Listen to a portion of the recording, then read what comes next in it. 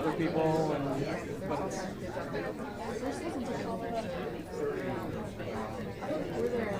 oh,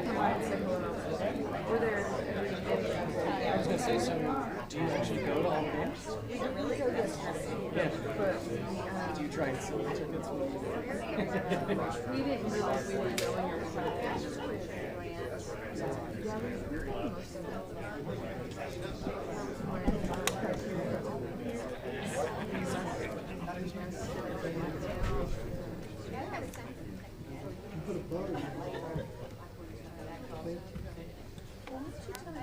Kind of bugs in the audio. I don't know who.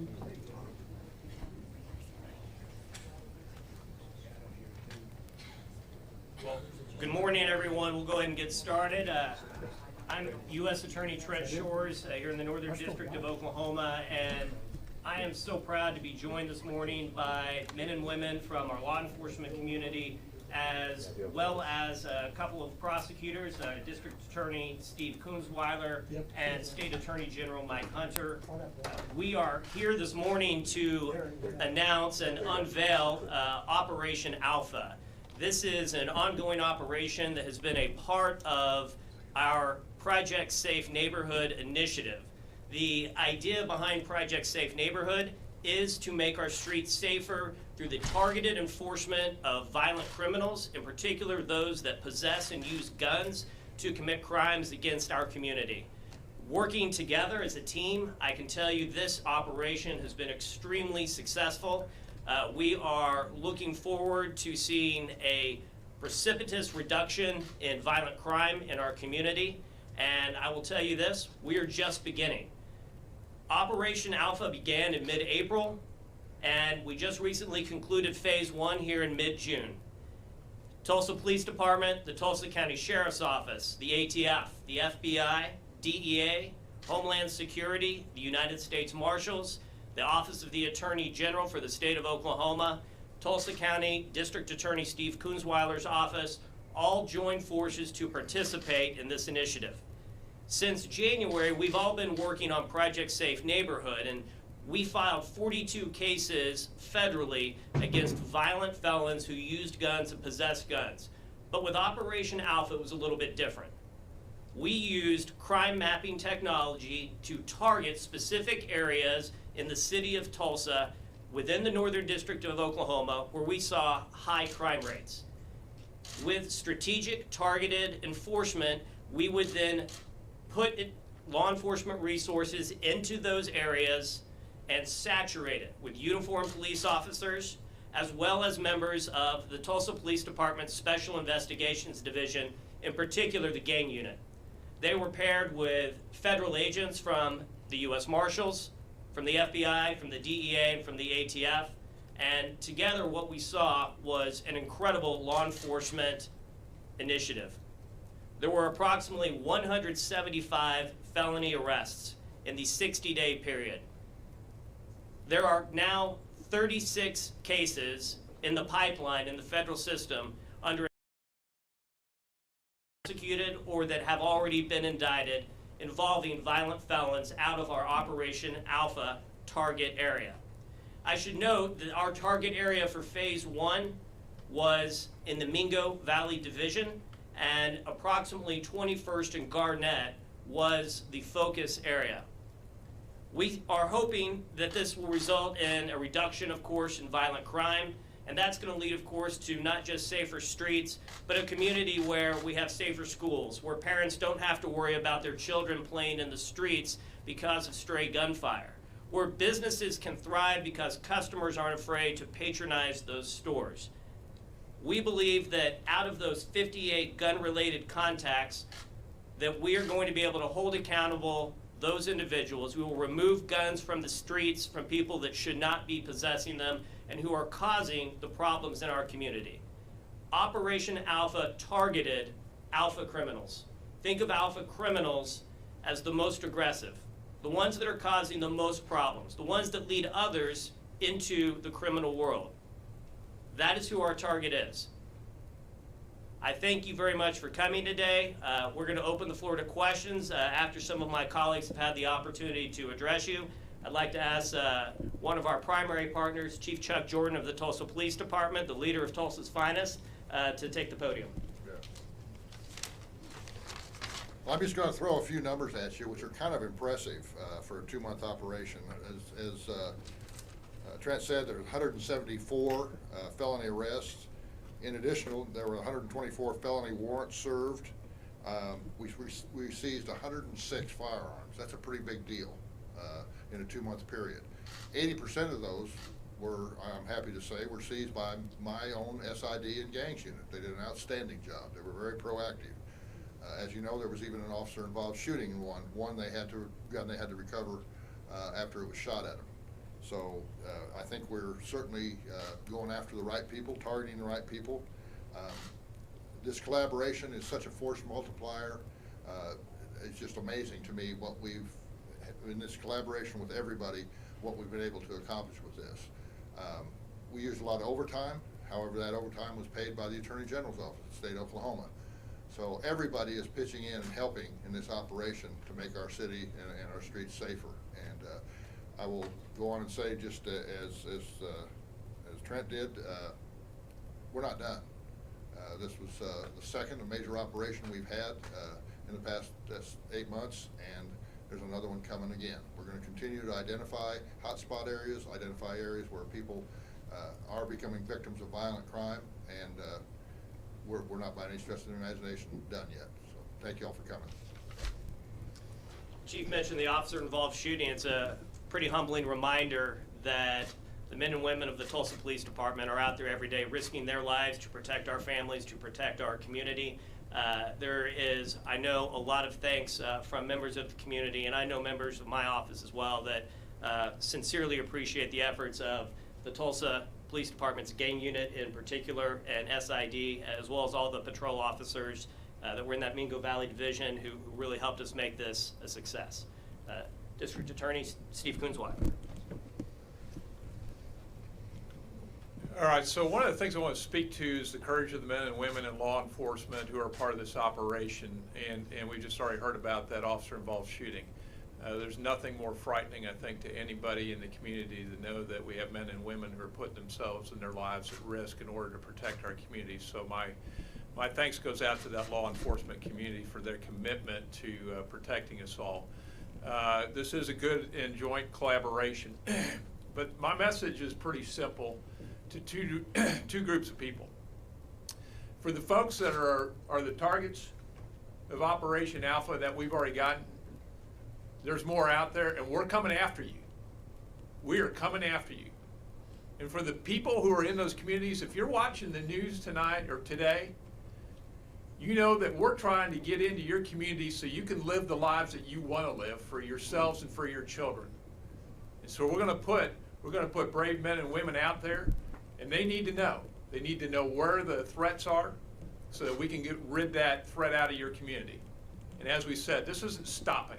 We're going after you if you're a criminal, and in your community, we're trying to protect you and make your community safer. So please help us do the job and rid our streets of these violent criminals. Thank you. Thank you, Mr. District Attorney. Mr. Attorney General Mike Hunter. Thank you, Trent.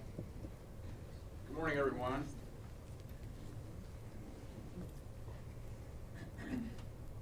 It's an honor and privilege and humbling to stand before all of you and congratulate you on a job well done for the flawless execution of Operation Alpha. I commend you on your calculated and coordinated, that's sort of the word of the morning, efforts to target and take down the most dangerous and violent criminals in our state. I want to applaud each agency's efforts and the commitment to working together. But let me digress for just a moment. I want to say something about the brave men and women who chose this difficult and demanding career, law enforcement, and participated in this dangerous, high-risk, high-stakes, multi-month operation. First and foremost, I want to thank you for a job well done. Law enforcement is not an easy career. There are no layups in law enforcement. There are very few professions where you intentionally put yourself in danger, where you run towards the sound of gunfire. So you're owed a debt of gratitude for putting your lives on the line every time you walk out the door and leave your family. Thank you for keeping us safe. When you take part in an exercise like Operation Alpha that targets known violent criminals and gang members, you're going above and beyond the call of duty to protect the lives of your families and our fellow citizens. I can't thank you enough for your service. You can proudly say that Operation Alpha has saved countless lives from addiction and death. We've also, in this operation, I understand, continue to allow us to disrupt violent gangs and rid the streets of vicious people who look to harm our children by luring them into a life of crime or human trafficking. These gang members are motivated by greed and avarice, and they target vulnerable people.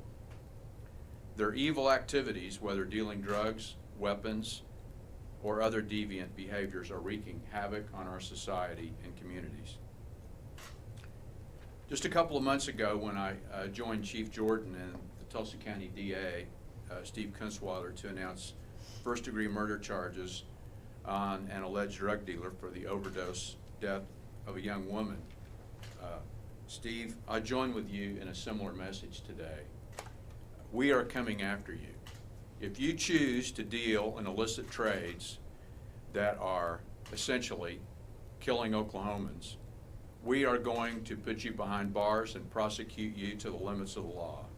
We do this in the name of public safety, and we will hold you accountable for the suffering of fellow Oklahomans. My continued pledge to our law enforcement partners today, state, county, municipal, and federal, is that my office will remain committed to providing resources through the Safe Oklahoma Grant, the multi-county grand jury, and through our investigators and attorney. They stand ready to assist you. We are at your beck and call. Again, I want to commend the work of Tulsa PD, Chief Jordan, U.S. Attorney Trent Shores, DA Steve Kunstweiler, and all the other law enforcement agencies who work tirelessly in this operation. It's been an honor for our office to play a role in Operation Alpha. Thank you all very much. Thank you, Mr. Attorney General. It is encouraging when you hear that we are so humbled and proud of our law enforcement partners. I recently read that you are seeing law enforcement make a comeback actually in the most desired profession of America's youth. Young boys in America, the #1 job they want is that of a police officer. For young girls in America, it's the #3 job. And it's the men and women that are involved in operations like this, setting the example, and whether you're a police officer or you're a federal agent, it is truly a great calling, and we appreciate it. I'd like to ask the Undersheriff, George Brown, to make some comments as well. Thank you, Trent. I'm George Brown, work as the Undersheriff for TCSO, and on behalf of the Sheriff of Tulsa County, Vic Regalado, I say thank you. Thank you for being here today. Thank you to our federal. Thanks for allowing us to collaborate in this. We took seasoned, experienced deputies, and we used them and their skills and their expertise to aggressively seek out, target, and arrest criminals. Criminals who carry guns, criminals who use guns and drugs to pose a risk to public safety. We will continue that effort, and we will use every means that we have at our disposal to collaborate with our partners and continue this mission. So I say thank you. Well, the message today is that Operation Alpha has taken violent criminals, the alpha criminals, off the street, and they should know this. This group, this Justice League, we have only just begun. With that, we'll open the floor to questions. You guys said phase 1 was 21st and Garnett? Correct. Did you have, I mean, what was there another phase, and where was it at? Phase 1 has just come to a conclusion here in the middle of June. We will begin phase 2 in the coming months, or perhaps the coming weeks, and we will go where the crime mapping shows us we need to go. So we will look for where there seems to be a hot spot of violent crimes and an uptick in crimes, and that is the area that we will saturate with law enforcement resources on a collaborative effort. We also the United States Marshals Fugitive Task Force to identify the top 10, so to speak, most wanted violent criminals who have outstanding warrants.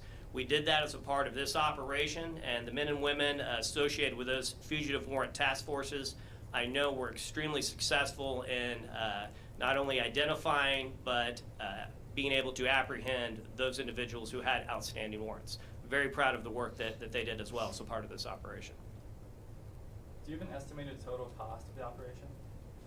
I do not have an estimated total cost of the operation at this time. I know that a lot of the cost was borne collectively, and it was done what I would call during the normal working hours, so to speak, of the men and women of the Tulsa Police Department and those of our federal agencies who were in partnership.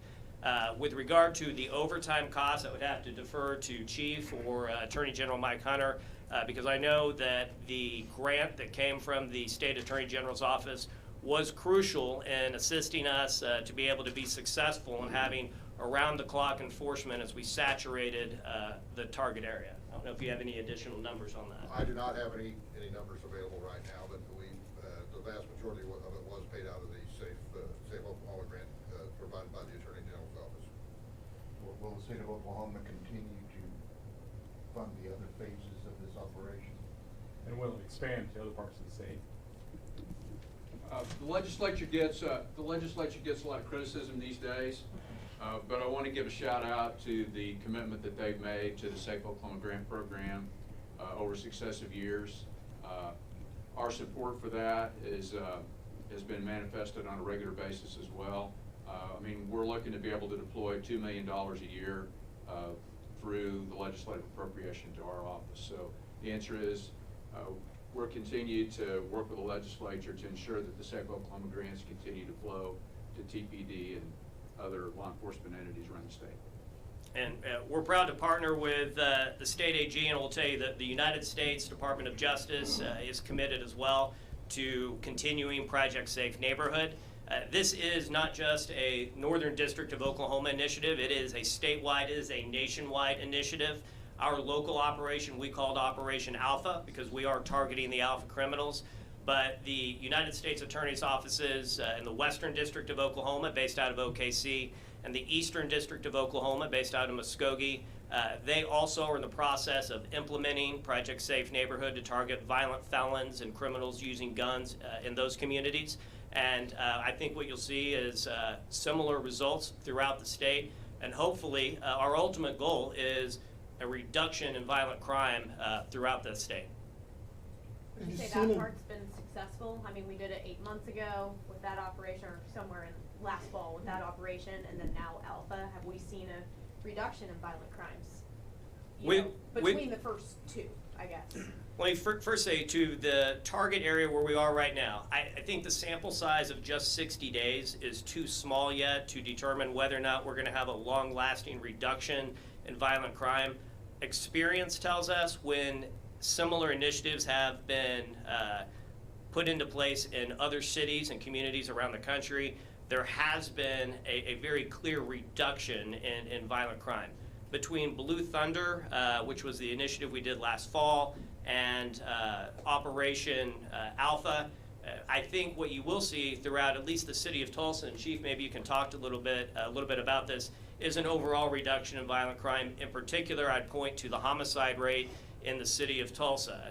In 2017 and 2016, we actually set in the city of Tulsa record highs in back-to-back years, where I believe it was almost every 4.4 days a citizen of Tulsa was the victim of a homicide.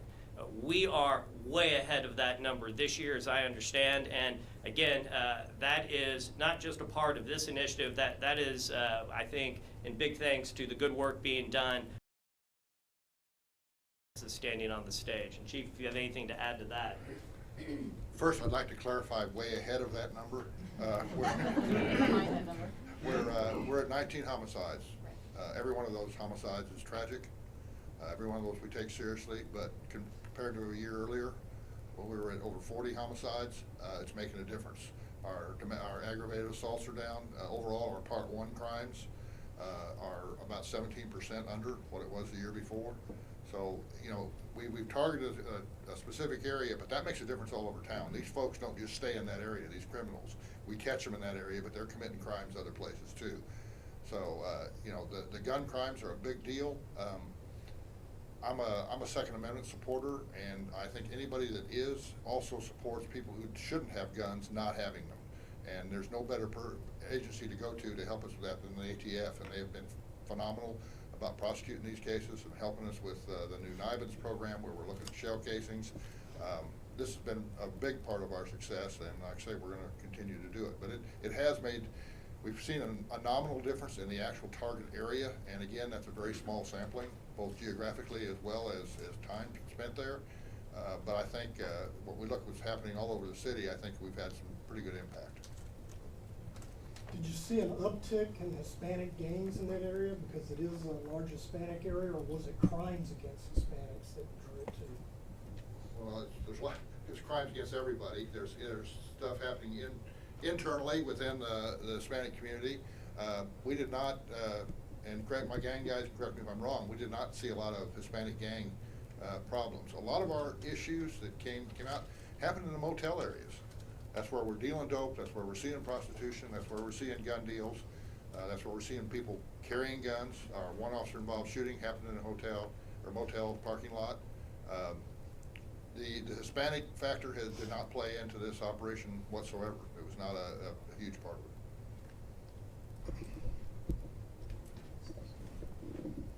Attorney Shores, you said 175 felony arrests, and then Chief Jordan, you said 174.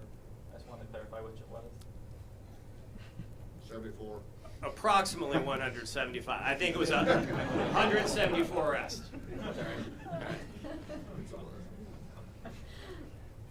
He's way ahead of me on that statistic, and by way ahead. In fairness to him, in the pre-meeting, he said about 175, and I nodded and said yes. I should have corrected him, but who corrects a U.S. attorney?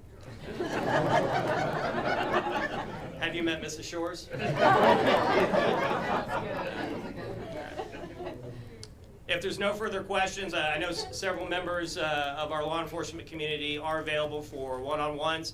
Really appreciate everyone coming out today, and thank you very much. Thank you.